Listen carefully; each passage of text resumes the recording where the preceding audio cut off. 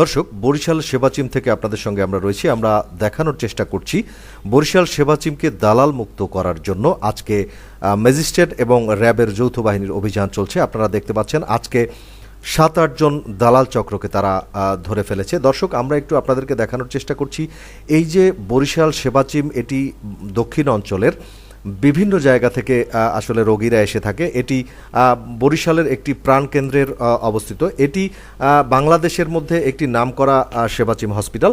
দর্শক, সেখানে কিন্তু বিভিন্ন ধরনের ডায়াগনস্টিক যারা রয়েছে তারা কিন্তু এখানে দালাল চক্র পাঠিয়ে থাকেন, এবং এই দালাল চক্র যারা রয়েছে তারা কিন্তু দীর্ঘদিন যাবৎ এই সেবাচিম হসপিটালের যারা অসহায় হতদরিদ্র রোগী রয়েছে বা যারা কিছু বুঝে উঠতে পারেন না, তার আগেই কিন্তু তাদেরকে এই সেবাচিম থেকে সরিয়ে নিয়ে যান অন্যত্র।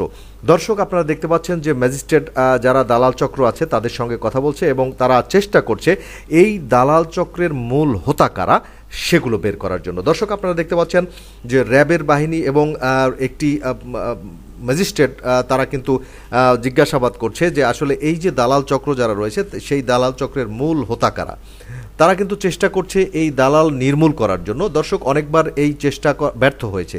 আমরা দেখতে পাচ্ছি আজকে সেই সেবাচিম হসপিটালে একটি চৌখুশ র্যাবের টিম এবং ম্যাজিস্ট্রেট রয়েছে, তারা কিন্তু 7-8 জন দালাল চক্রের সদস্যকে তারা ধরে ফেলেছে।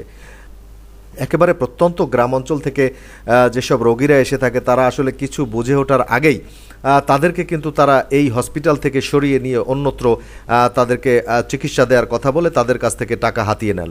দর্শক, তাতে যেমন সর্বশান্ত হয়েছে সাধারণ জনগণ এবং গ্রাম থেকে আসা সাধারণ যে মানুষগুলো রয়েছে, অর্থাৎ সাধারণ রোগীদের স্বজন যারা রয়েছে তারা এখানে প্রতারিত হয়।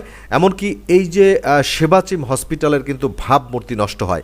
দর্শক, সে কারণেই আপনারা দেখতে পাচ্ছেন যে র্যাবের চৌখুশ বাহিনী তারা এই দালাল চক্রকে ধরে এখন তারা কিন্তু গাড়িতে ভরছেন। দর্শক, আমরা আপনাদেরকে দেখানোর চেষ্টা করছি যে এই যে দালাল চক্র রয়েছে এর মূল হোতা কারা, এর পেছনে আসলে কারিগর কারা, তাদেরকে ধরার জন্য কিন্তু র্যাব কাজ করে যাচ্ছে। দর্শক, আমরা দেখতে পাচ্ছি এ ধরনের অভিযান যদি অব্যাহত থাকে তাহলে দালাল চক্রের মূল হোতা যারা রয়েছে তাদের থেকে শুরু করে যারা এদেরকে পরিচালনা করে তাদেরকে ধরে এনে দৃষ্টান্তমূলক শাস্তি দেওয়া এবং আইনের আওতায় এনে তাদেরকে কিন্তু একেবারে দৃষ্টান্তমূলক শাস্তির কাঠগড়ায় দাঁড়া করানো উচিত বলে আমরা মনে করছি। দর্শক, আপনারা দেখতে পাচ্ছেন র্যাবের বাহিনী কিন্তু তারা চেষ্টা করছে এই দালাল চক্র ধরার।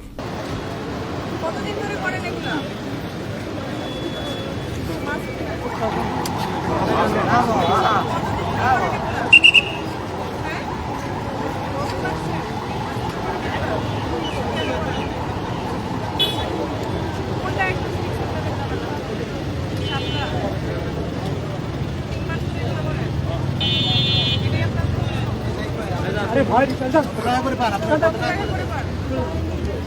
কত বেশি কত কম কত 30,000 3000 আপনারা কি প্রতিদিন 3000 করে সবাই যাও ভাই 3000 মাসে তো আপনি অনেক ভালো কাজ করতে পারবেন। আপনারা আপনার কাছে পেতে বেশি টাকা পাবেন, মানুষের কাছে কাজ করতে বেশি টাকা পাবেন। 3000 টাকা মাসে আপনি করছেন কাজ করছেন আপনি।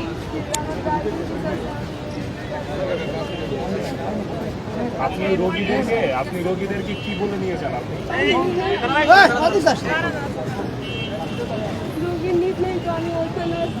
আপনি আপনি আপনি 7 লাখ রোগী নিয়ে যান কেন? আপনি 3 মাস ধরে যারা করতেছেন আপনি না ভাই, তাহলে কি বলতে চাইছেন? আমি শুনে না, আমি কিচ্ছু করতে চাই না। যাই জিজ্ঞাসা করেন, কিচ্ছু করতে চাই না। আমি ভাইয়া কইলাম না, আমি মনে করেন আমি তো কিছু জানি না। আমি কি কোশ্চেন করছি আপনি সেটা আনসার দেন। ডায়াগনস্টিক সেন্টারে কেন গেছেন? আমি মনে করেন ওই থেকে আইসা ওই জায়গা বলছে আমার পেয়ারের মতো করতেছে। আমি তো যাবো আমার আমটা করে দিবেন। আমি কিছু জানি না, কারণ আমি যদি বিশ্বাস না করি না, যা শোনেন, যদি বিশ্বাস না করেন একটা কাজ করেন, আপনি ওটা একটু জানেন। কোনো ডাক্তার দেয় না আমার ভাই, তুমি এত কাজ দেন একটু কিছু না ভাই, বিশ্বাস করেন না, আর বেশি কিছুই না। যদি না আমার এলাকা যাইয়া দেওয়ার পরে এই এক এক করে বের করো। আমি তো মনে করেন ব্যবস্থা করতে এই আচ্ছা শুনুন গাড়ি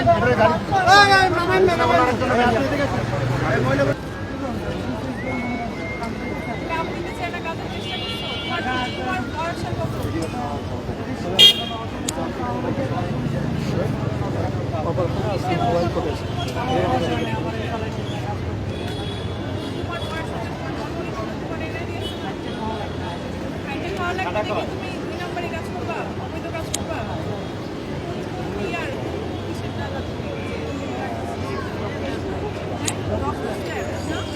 আচ্ছা ঠিক আছে